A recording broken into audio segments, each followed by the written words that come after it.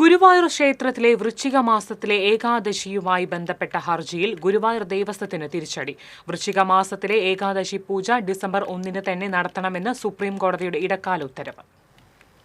ഭരണപരമായ സൗകര്യം വെച്ച് തന്ത്രിക്ക് തീരുമാനമെടുക്കാനാകില്ലെന്ന് കോടതി ഉത്തരവിൽ പറയുന്നു. ദേവന്റെ പ്രഭാവം വർദ്ധിക്കാനാണ് ഓരോ പൂജയും നടത്തുന്നത്. പൂജാരീതികളെക്കുറിച്ച് ഗ്രന്ഥങ്ങളിൽ പറഞ്ഞിട്ടുണ്ട്. തന്ത്രിക്ക് ഒറ്റയടിക്ക് ഇത് മാറ്റാനാകില്ലെന്നും കോടതി നിരീക്ഷിച്ചു. അതേസമയം തുലാമാസത്തിലെ ഏകാദശി പൂജ നവംബർ 2 നടത്തുന്നതിൽ തടസ്സമില്ലെന്നും കോടതി ചൂണ്ടിക്കാട്ടി.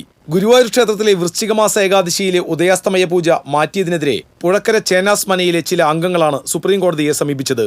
വർഷങ്ങളായി പിന്തുടരുന്ന ഗുരുവായൂരിലെ ക്ഷേത്രാചാരങ്ങൾ, അനുഷ്ഠാനങ്ങൾ, പൂജകൾ എന്നിവയിൽ മാറ്റം വരുത്താൻ അധികാരമുണ്ടെന്ന് ഗുരുവായൂർ ദേവസ്വം ഭരണസമിതി അഡ്മിനിസ്ട്രേറ്റർ കഴിഞ്ഞ ദിവസം സുപ്രീം കോടതിയിൽ സത്യവാങ്മൂലം ഫയൽ ചെയ്തിരുന്നു. പുഴക്കര ചേനാസ് മനയിലെ കുടുംബാംഗങ്ങൾ തമ്മിലുള്ള തർക്കമാണ് ഹർജിക്ക് പിന്നിലെന്ന് അഡ്മിനിസ്ട്രേറ്റർ സുപ്രീം കോടതിയിൽ ഫയൽ ചെയ്ത സത്യവാങ്മൂലത്തിൽ ആരോപിച്ചു. എന്നാൽ തന്ത്രിക്ക് ഏകപക്ഷീയമായി തീരുമാനമെടുക്കാനാകില്ലെന്ന് ഹർജിക്കാർ കോടതിയെ അറിയിച്ചു. അതിനെ ദേവപ്രശ്നം നടത്തണമെന്നും ഹർജിക്കാർ കോടതിയിൽ പറഞ്ഞു. ഹർജിക്കാരുടെ വാദം പരിഗണിച്ചാണ് കോടതി വിധി. TCV ഗുരുവായൂർ.